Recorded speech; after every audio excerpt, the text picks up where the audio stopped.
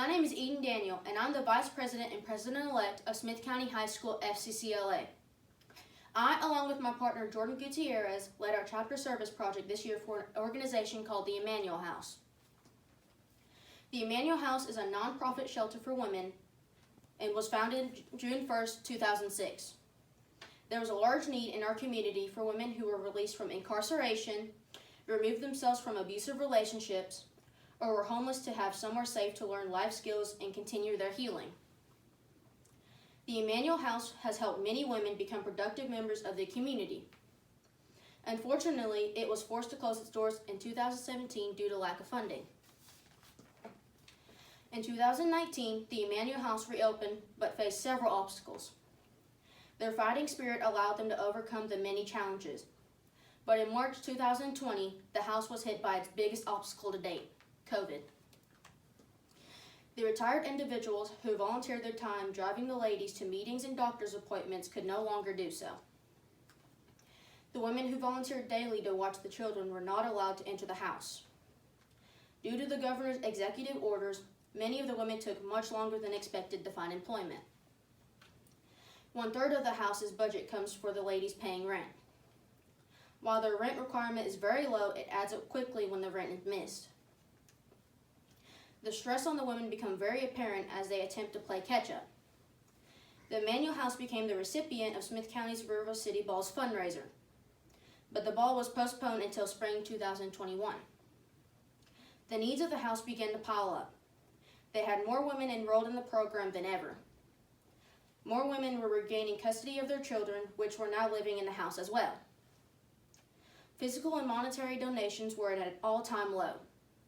With such an increased need, Jordan and I decided we had to do something to ease the growing burden. Our first step in the planning process was to identify concerns. Our main concern was due to COVID and loss of jobs. Community support through monetary donations and physical donations were quickly declining. Our other concerns were our and the house's safety due to rising COVID cases in our community. We began to set our goals during the planning process. Our first goal was to have a collection drive at school for needed items. The items needed were trash bags, paper towels, toilet paper, diapers, deodorant, bathroom cleaner, hand sanitizer, and detergent. Our second goal was to help the mothers of the house make Christmas possible for the children. The next step in the planning process was to form a plan. Our plan was to have a collection drive from November 25th until December 18th. We live in a small rural town and we're very fortunate to have the backing of our boys soccer team who all agreed to adopt the Emmanuel House. After hearing their situation, we were very fortunate enough to also have the aid of a member of our rivalry high school softball team who wanted to support our efforts. Christmas was very quickly approaching and we needed to cover 7 children, 5 under the age of 1, with toys and clothing.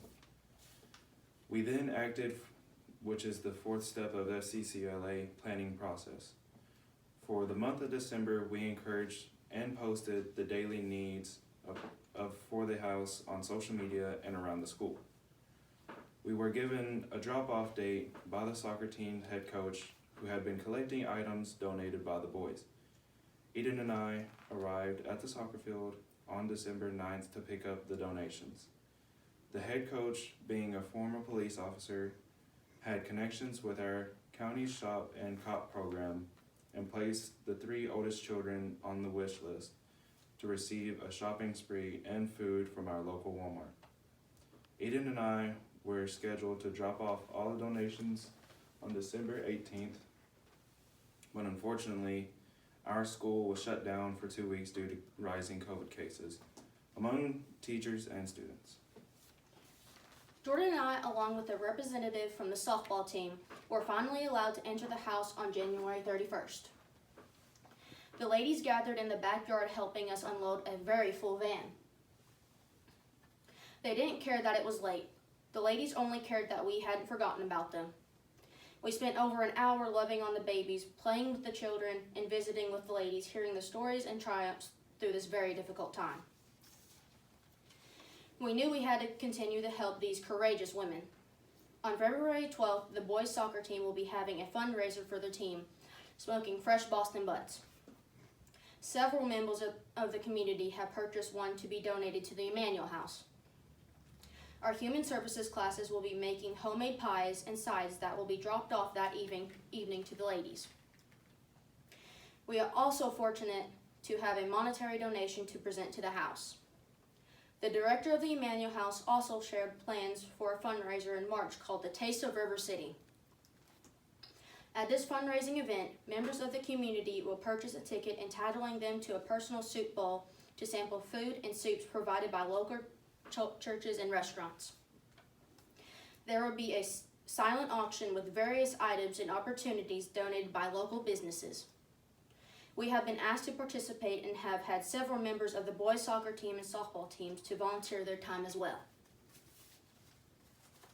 The last step of the planning process is to follow up. Eden was elected to the Emmanuel House New Community Board of Directors as their youngest member. With her attending monthly meetings and actively working with the other board members, she had been creating more ideas for the future. Fundraisers, and one of her ideas included a future 5K race which can either run in person or virtually. She and I have also asked to participate in the River City Ball, representing our local chapter. Member of the community purchase tickets, and each year there is a fun theme. It is held in our town square with live music, delicious gourmet dinners, and dancing. It is the event of the year. In conclusion, in spite of the setbacks, we have enjoyed leading the chapter service project for the Emmanuel House. We look forward to continuing to help advocate for them and supporting them with future fundraising endeavors. Because as Melissa from the Emmanuel House said, it's not the work, it's the purpose. Come here. Cute. Come on. That's my finger. Oh, come on. You can do it. Come on, you can do it. Come on. Move it. You got it up. The toe is so extended. There you go. There we go. Come on. Come on, keep walking. Come on. Come on. What it is? Come on. Whee! What's in the back?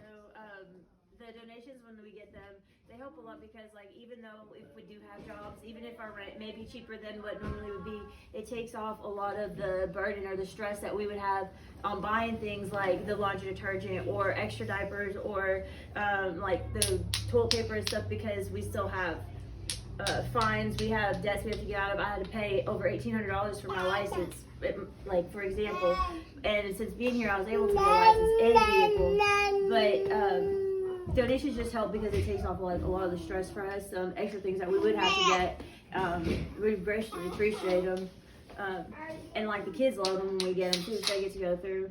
But.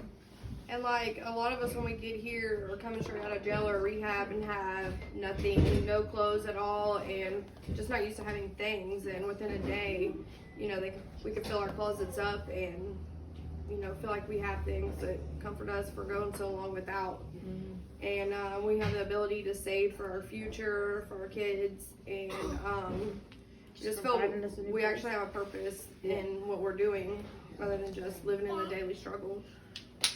And we greatly appreciate all the donations.